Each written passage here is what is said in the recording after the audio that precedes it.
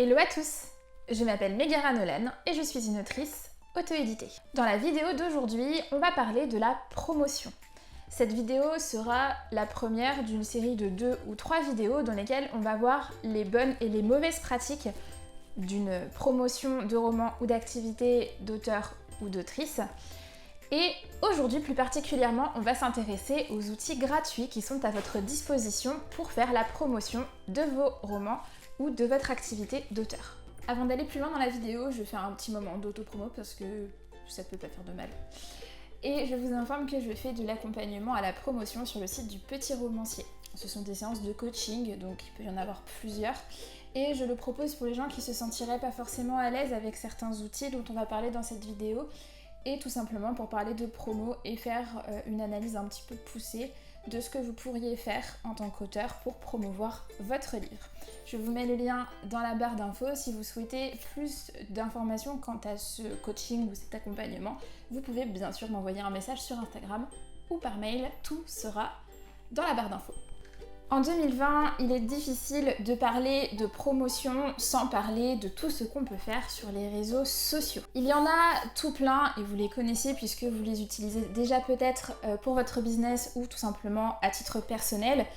Il s'agit donc bien sûr de Facebook, Instagram, Twitter ou même YouTube. Ce qu'il faut bien comprendre quand on essaye de transformer ou de créer une page Instagram ou une page Facebook en business, c'est qu'il ne faut pas se précipiter et qu'il faut vraiment avoir à cœur de faire les choses bien. En ce qui concerne l'activité d'auteur ou d'autrice, je ne peux que vous conseiller de vous concentrer d'abord sur 1 ou 2 réseaux sociaux grand maximum. C'est une fausse bonne idée de vouloir être partout. Il vaut mieux être à un seul endroit et le faire bien, plutôt qu'être partout et le faire à l'arrache. Sachez également que à chaque réseau social, sa façon bien particulière de fonctionner. Également, à chaque réseau social, sa cible. Aujourd'hui, on considère que Facebook va plutôt toucher une tranche d'âge de 30 à 40, 50 ans, alors qu'Instagram aura une cible plus jeune. Ce sont évidemment des moyennes. Vous pouvez utiliser Instagram même si vous avez plus de 30 ans, bien sûr. Vous pouvez utiliser Facebook si vous êtes plus jeune également. Du coup, il faut aussi voir sa stratégie de réseaux sociaux dans une stratégie globale. Donc vous devez a priori savoir à quel lectorat se destine votre roman. Est-ce qu'on est plutôt sur du young adulte, sur du thriller, sur tout plein de choses. Et du coup, c'est intéressant de lier les deux. Par exemple, tout ce qui est young adulte, on va plutôt le promouvoir sur Instagram, a priori. Le thriller, qui est un genre que les quarantenaires et les cinquantenaires lisent beaucoup plus, c'est plus intéressant de le promouvoir sur Facebook. Ce sont bien sûr des exemples et des généralités, à chaque roman, sa particularité. Je vois beaucoup de choses sur les réseaux sociaux et en particulier sur Instagram puisque c'est là que je suis le plus active. J'ai une page Facebook que je lis souvent à la page Instagram, mais je m'en occupe pas plus que ça. Et j'ai également un compte Twitter et je m'en occupe pas du tout. Et sur Instagram, je vois des choses qui sont, à mon sens, à bannir en 2020. Notamment, attention, le démarchage. Le démarchage, c'est fini. Il faut arrêter avec le démarchage et ce que j'appelle personnellement de la communication agressive où on va aller hameçonner le lecteur et lui envoyer le lien de notre roman en mode « Eh, salut coucou, j'ai publié un roman, est-ce que t'as pas envie de le lire ?» Non, en fait, ça ne se passe pas comme ça. Aujourd'hui, c'est plus intéressant que le lecteur vienne à toi et donc c'est à toi de trouver des façons de l'attirer. Si tu vas le chercher en lui envoyant des messages privés, en lui envoyant même carrément de but en blanc sans dire bonjour ni merci le lien de ton roman qui débouche sur ton site ou sur Amazon, il y a tout à parier que tu vas perdre un lecteur et ça va avoir l'effet inverse que ce que tu as escompté, c'est-à-dire qu'il va probablement se désabonner de toi, voire même te bloquer. Pourquoi je dis que le démarchage c'est mort? Je pense qu'on est tous pareils quand on reçoit un coup de fil de quelqu'un qui veut nous vendre des fenêtres ou un quelconque service, on lui raccroche au nez ou on l'envoie balader. En tout cas, moi j'essaie de le faire gentiment parce que je me dis que la personne, elle a pas forcément choisi de faire ça. Et elle fait du télémarketing parce que elle est obligée de payer son loyer. Mais j'avoue que quand je reçois 5 appels par jour sur l'isolation de ma maison alors que je suis pas propriétaire, ça a un peu tendance à me saouler. Vraiment, arrêtez avec le démarchage. S'il y a bien un message qu'il faut retenir de cette vidéo, c'est arrêtez avec le démarchage. La seule façon, à mon sens, de percer sur un réseau social en ce moment, c'est d'y consacrer du temps. C'est la seule, je vous dirais, façon sûre et certaine qui fait que vous allez peu à peu voir grandir votre communauté. Y passer du temps, ça veut dire essayer de proposer un contenu intéressant, même si c'est un contenu que vous avez déjà vu sur d'autres comptes, il n'y a que vous qui pouvez le faire comme vous le faites en fait. Donc c'est pas parce que vous avez déjà vu ça sur plein de comptes qu'il faut pas le faire. Par exemple, il y a plein de comptes qui proposent des conseils d'écriture et c'est intéressant d'en suivre plusieurs puisque chacun a sa façon de faire et ce qui intéresse les gens, c'est toi, ta façon de faire. Je passe environ 2 ou 3 heures par jour sur les réseaux sociaux à répondre à mes abonnés, à essayer d'interagir avec d'autres gens que je connais pas forcément, à commenter leurs posts, voire à répondre aux commentaires qu'on me laisse. Je trouve ça hyper important parce que le métier d'auteur, c'est un métier très solitaire. En fait, on est devant son ordi et on est vraiment face à soi-même. Et sans tout ce contact que j'ai avec les réseaux sociaux, en particulier maintenant parce qu'on est confiné à l'heure où je fais cette vidéo, c'est hyper important et je pense que ça sauve ma santé mentale quelque part. Donc voilà, vraiment, il faut y consacrer du temps, il ne faut pas hésiter à aller vers les autres.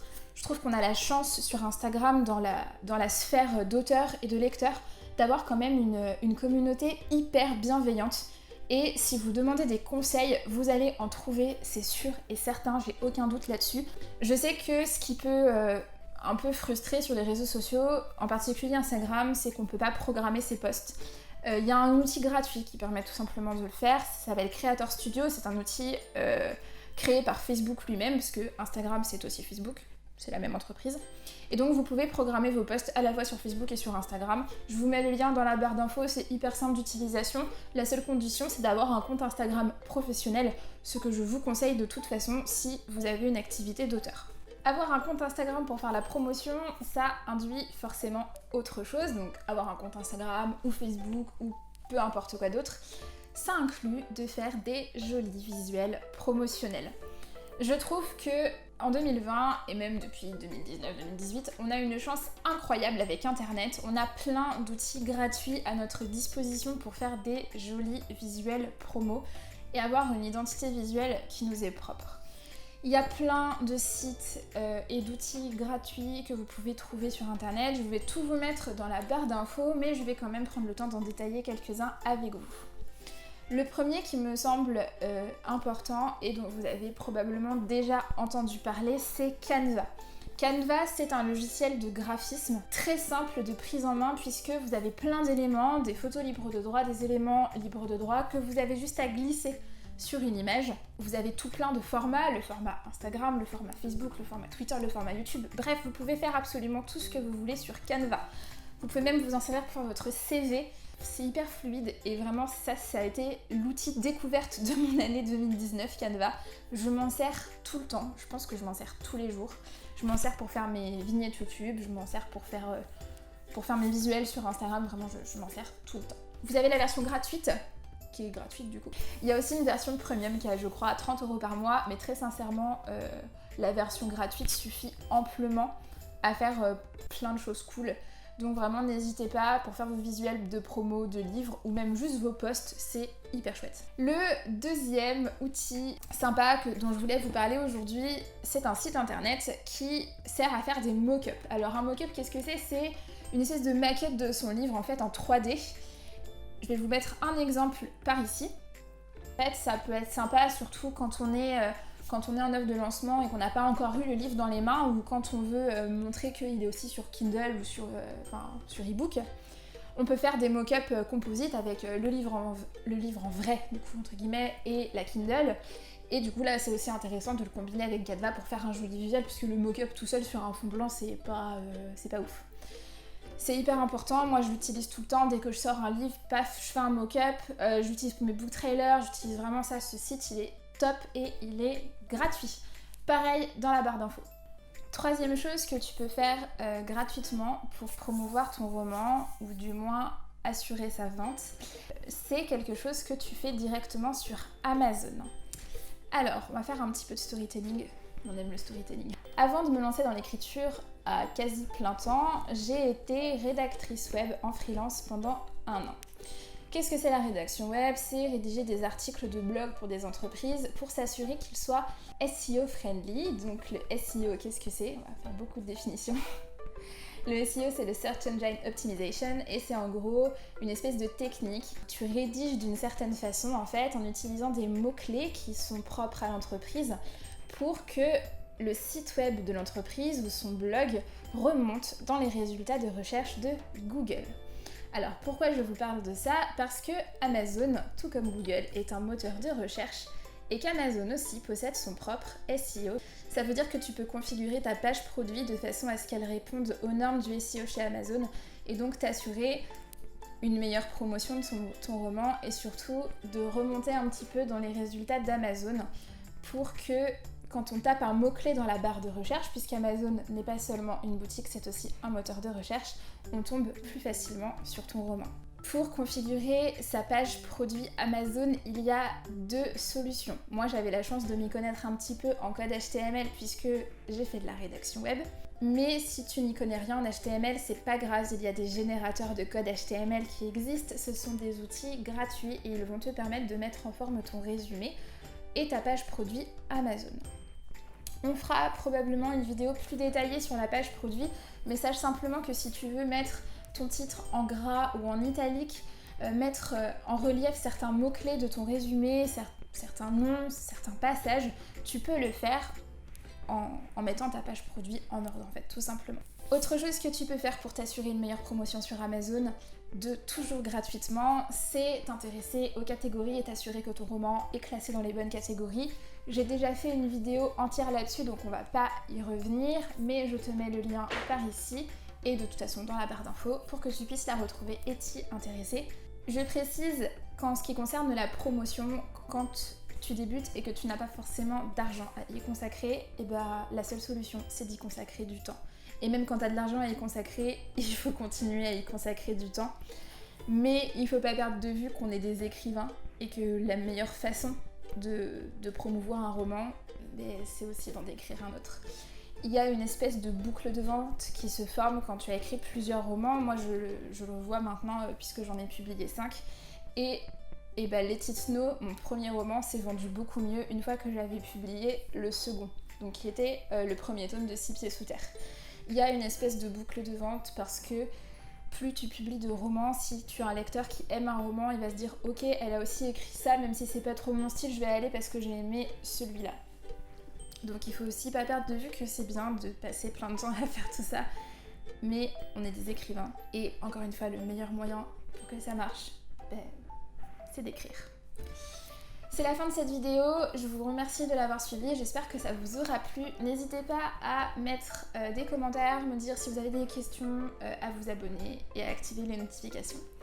Il y aura donc d'autres vidéos pour la promotion avec des outils payants cette fois-ci ou des choses que vous pouvez acheter et dans lesquelles vous pouvez investir pour vous assurer de faire une bonne promo ou du moins une promo chouette. Encore une fois, j'espère que ça vous a plu. Je vous dis à la semaine prochaine, mardi 18h. Et d'ici là, portez-vous bien. Ciao, ciao!